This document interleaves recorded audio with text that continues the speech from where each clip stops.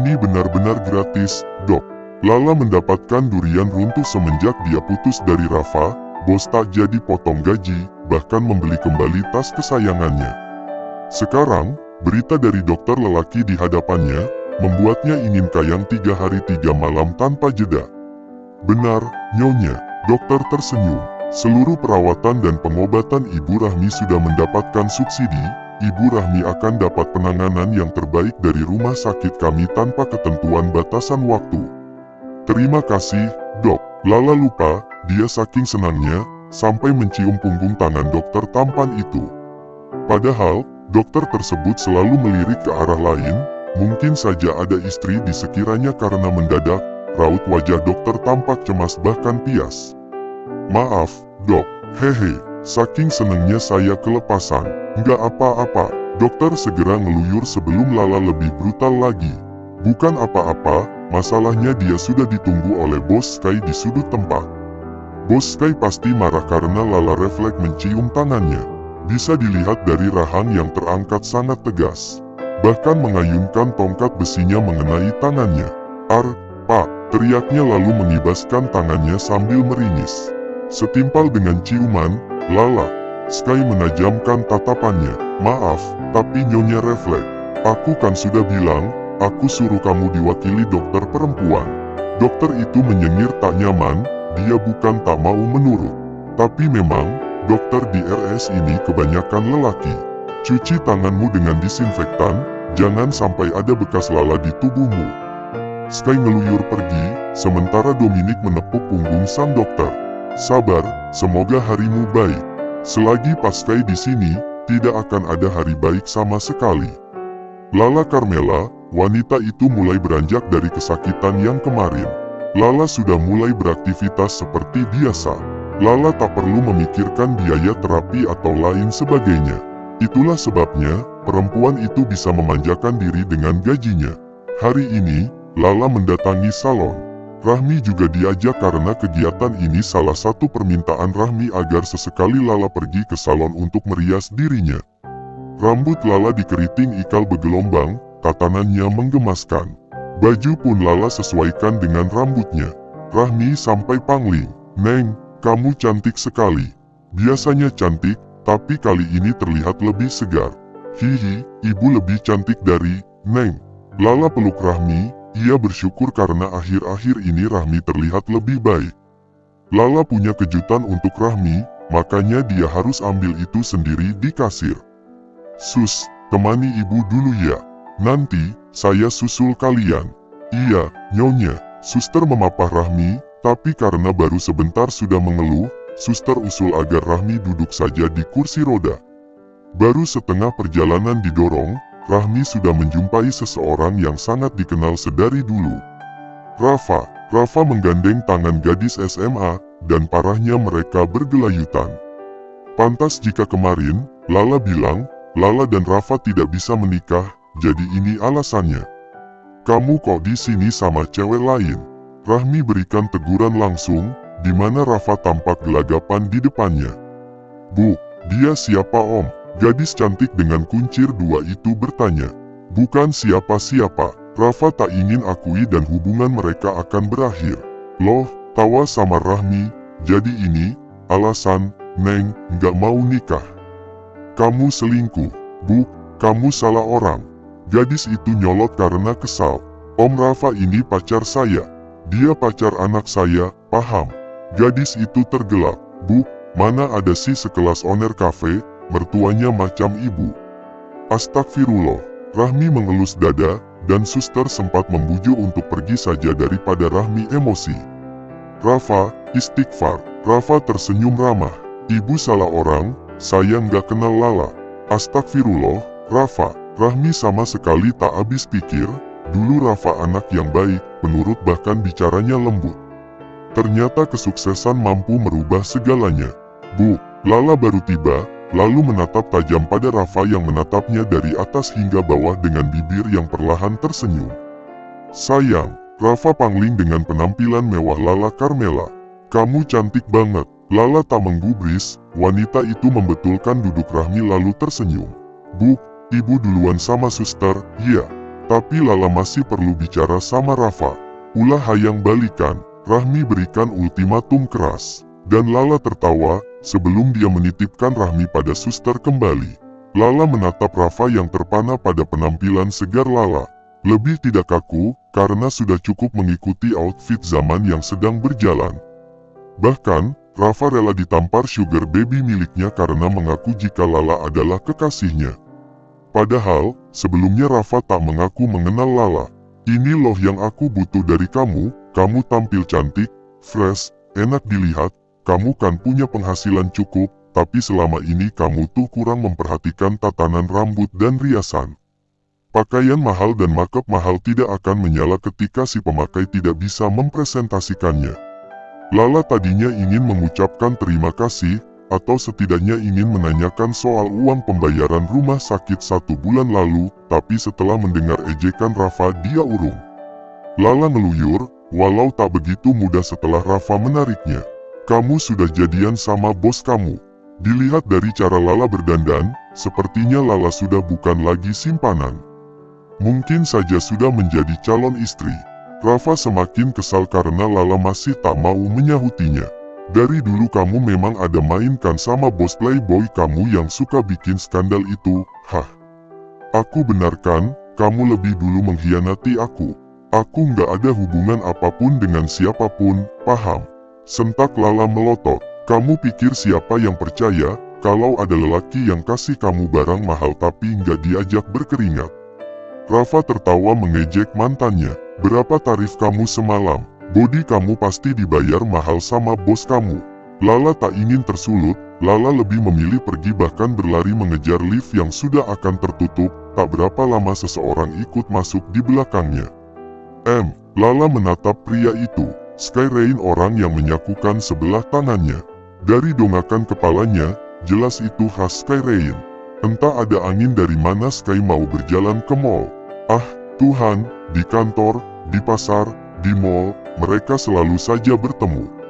Sky melirik Lala setelah satu pengguna lift keluar dan menyisakan mereka berdua saja. Kenapa selalu ada kamu? Sky merutuk, seolah Lala yang sengaja mengikutinya, padahal dia sendiri yang mengawasi wanita itu. Mungkin ini alasannya, kenapa Rafa selalu curiga dengan hubungan kita. Lala sambung rutukan Sky dengan ketus. Menurutku Rafa benar, kau memang lebih mirip kekasihku. Kok pas Sky bela dia? Tukas Lala, mana ada sekretaris yang selalu menerima barang-barang dari bosnya? Kamu saja yang gak tahu terima kasih, seharusnya kalau mau terima fasilitasnya, minimal orangnya juga diterima.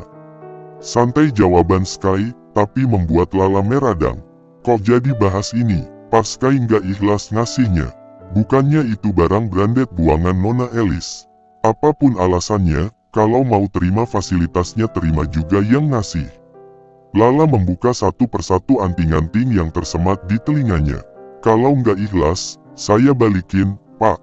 Nih, Lala memaksa Sky menerima dengan genggamannya. Lagi pula biaya rumah sakit sudah gratis, saya nggak perlu jual barang lagi buat periksa ibu. Lala lantas mengembalikan tas yang sedang dia tenteng di tangannya. Ini juga, saya balikin semuanya, Pak. Sepatu, sontak, Lala melotot karena Sky meminta sepatunya juga. Sepatu juga, tapi tidak pikir kembali, Lala melepas sepatunya. Nih, branya, Lala melotot kali ini. Apa, bra? Sky mengangguk menyebalkan. Aku ingat, bra itu kita beli di Paris, saat baju kamu tersiram saus tomat. Aku yang belikan pakaian gantimu bahkan sampai bramu. Tapi, Lala menutup kedua dadanya dengan kedua tangan mungil yang sebenarnya tak cukup menutupinya. Sky mengerikan sekali, kenapa bisa tahu kalau dia sedang memakai bra yang mana? Sky melirik rok span Lala. Kalau mau balikin barangnya, jangan setengah, semuanya, dari baju, rok, bahkan aku tahu, CD yang sekarang kamu pakai, juga aku yang beli. Lala terhuyung ke belakang, bos mesumnya ini, tahu dari mana soal CD? Kalau CD dan baju nanti di rumah. Sky mengangkat dua bahunya. Sekarang kamu paham kan, kenapa Rafa menganggap kamu simpananku? Semua yang kau pakai, itu pemberianku. Lala tetap tak terima, tapi tetap tidak masuk akal, Pak. Karena kita nggak pernah ngapa-ngapain, dalam keadaan sadar, jadi tuduhan Rafa tidak berdasar. Kap, Lala membelalak mata mendapat kecupan tiba-tiba di bibirnya. Bahkan, Sky menambahkan L *** tan lembut di sana. Kalau masalahnya hanya karena tidak pernah ngapa-ngapain, sekarang Sky Rain bosmu sudah mencium bibirmu. Bagaimana? Lala tergagu. Kalau masalahnya hanya karena tidak pernah ngapa-ngapain, sekarang Sky Rain bosmu sudah mencium bibirmu. Bagaimana? Bagaimana, kata Pas Sky. Setelah tersadar dari alam hening, Lala menyeletuk. Sky dengan entengnya bergumam bahkan menyengir bagai tak berdosa. Lala bergemuruh. Yakin Pas Sky nggak akan pecat saya kalau saya lakukan sesuatu. Sahutan sedikit Sky mendapatkan 3 kali tamparan keras Lala, 1 pipi kiri dan 2 pipi kanan. Lala melakukannya sambil terpejam kuat-kuat karena dia yakin takkan tega bila mana melihat perbuatannya secara langsung. Bahkan sampai tamparannya selesai dan Sky melotot terkejut. Saya belum pernah ciuman sama yang bukan suami saya, Pak. Lala membuka mata lalu menyatukan kedua tangan, memohon. Maaf, Pak, maaf, jangan pecat saya setelah ini, ya. Sky mengernyit, wanita di hadapannya seolah memiliki 2 kepribadian. Setelah menamparkan lantas memohon-mohon maafnya. Tamparan tadi hukuman buat Pas Sky karena sudah lancang cium saya dengan sadar. Sky menarik lengan Lala yang ingin keluar lift yang barusan terbuka. Sudah kucium begitu, kamu masih nggak mau aku nikahi? Bukan tidak mau, sejatinya Lala sadar jika bosnya memang tertarik padanya, tapi memulai kembali hubungan itu sulit. Yah, sejauh ini dia tak kapok berhubungan dengan pria, tapi Sky bukan seseorang yang pantas dia harapkan. Tanyakan dulu ke hati, Pas Sky yang paling dalam dan dalamnya lagi, sebenarnya tujuan Pas Sky menikahi saya untuk apa? Lala memastikan bahwa Sky tidak bergurau, dia ingin tahu seberapa serius Sky. Namun, harapan Lala seperti penutup tanpa awalan ketika Sky menjawabnya dengan santai.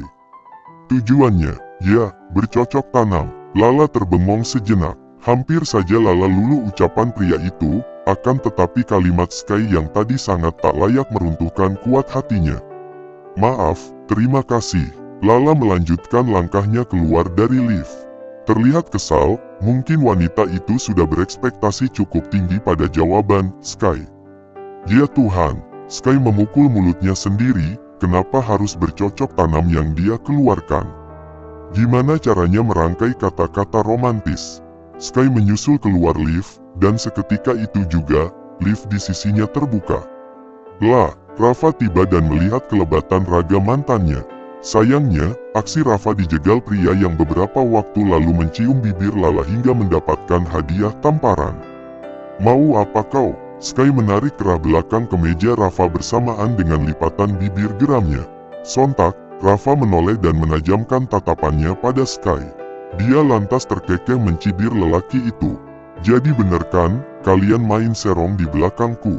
Sky mengangkat maniknya dengan raut penuh penilaian. Kami belum pernah mencoba gaya serong, tapi sepertinya enak juga dicoba di mobil. Rafa kalap hingga menjatuhkan pukulan yang didahului jotosan Sky.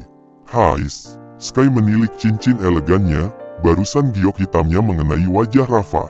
Sungguh, cincinku terlalu mahal untuk menonjokmu sebenarnya. Rafa baru akan membalas bogeman, kembali Sky putar balikan tangan itu agar terkunci di belakang punggung Rafa yang mengerang. Kamu bukan lawan sabuk hitam. Percayalah, kau hanya akan memperburuk keadaan wajahmu yang sudah melambangkan kemiskinan rakyat Indonesia, bisik Sky. Lepas, brengsek. Sky lalu menunjuk lurus pada punggung Lala yang masih tampak. Lihat jalannya, dia seksi bukan? Sekarang kau bisa bayangkan bagaimana pinggang itu bergerak di atasku. Rafa meronta sesekali meski tangannya sudah terkunci rapat, setidaknya dia bisa berteriak cukup keras. Lepas. Sky menurutinya, Rafa didorong hingga mengibaskan tangannya. Sementara, Sky terkekeh meremehkan sambil ngeluyur dan berbisik pada satu antek-anteknya. Ancam dia sampai, kalung dan jam tangan calon istriku kembali. Kemudian, pria bengis berbadan besar itu bergumam dingin. Lagi, Sky melanjutkan langkahnya. dia akan susul Lala kembali dan menuntaskan lamarannya di sore minggu ini. Lala belum pergi, agaknya wanita itu kebingungan mencari ibunya. Bisa diterka dari cara Lala menelepon seseorang. "Sus, kamu di mana?" "Sudah pulang dengan mobil jemputan dari calon suami, Nyonya Lala." "Calon suami, Rafa maksudnya, bukan?" "Lalu, Sky Rain," bisik seseorang. Lala menoleh ke arah pria yang merebut ponsel bahkan mematikan sambungan teleponnya. "Aku yang antar kamu." Baru saja ingin protes, Sky sudah meraih tubuhnya, melemparkannya ke atas jok mobil sport hitam dengan atap terbuka. "Ibumu aman dengan Dominic." Sky melompat naik ke mobilnya, menarik sabuk pengaman Lala, kemudian dirinya. "Haha," sontak, Lala ternganga. "Jadi yang waktu itu ngaku-ngaku calon suami saya dan bayarin administrasi penanganan ibu itu?" Sky mengulum senyum. Akhirnya, Lala akan tahu jika dialah yang membayar administrasi sebulan lalu. "Bang, Dominic ya yang ngaku-ngaku calon suami buat bantuin saya, Pak." Seketika, mata Sky memutar malas, bisa-bisanya Lala tidak peka sama sekali jika dia sedang memberikan kode bahwa dialah yang membantunya bukan Rafa apalagi Dominic. "Oh, astaga," Sky lelah Tuhan. Melihat gerutuan kesal Sky, Lala kembali bertanya. "Lalu, Brum?" Sky menjawabnya dengan tancapan gas yang seketika membawa kabur Lala dari lobi gedung pusat perbelanjaan tersebut. "Pas Sky," Lala berteriak, "jangan kencang-kencang." Namun, Sky menikmati keindahan saat Lala berteriak ketakutan sambil berpegangan pada lengan kokohnya. Dia ingat saat-saat SMA dan balapan. "Pak, ingat umur." Lala semakin histeris, sesekali menenggelamkan wajahnya di lengan pria gila itu. "Stop, Pak, saya takut." Sky menyeringai. "Katakan sesuai kemauan Sky Rain." Ulangi kata-kata Sky Rain. "Apa lagi?" Lala meneriaki telinga Sky. "Pas Sky yang ganteng." Lala pernah mengalami ini sebelumnya. Dan Lala tetap menurut untuk mengatakannya. "Pas Sky yang ganteng, tolong nikahi Lala yang seksi."